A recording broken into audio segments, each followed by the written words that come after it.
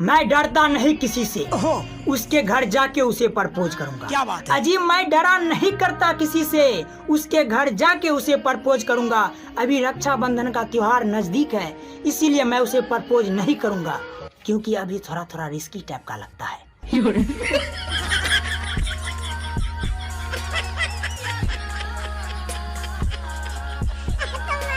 सब लड़के बोलते हैं ड्रीम गर्ल दीदी प्लीज एक मेरे साथ डुएट बना दो, प्लीज मेरे साथ एक डुएट बना दो। लेकिन दीदी शब्द सुनते ही उस पर क्या बीतती होगी। मैं आपका दर्द समझ सकता हूँ दीदी।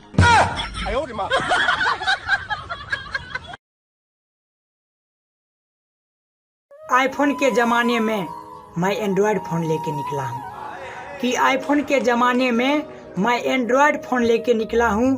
बस आप लोगों की ही मेहरबानी है मेरे यारों, मैं अभी जहाँ हूँ और जितना हूँ।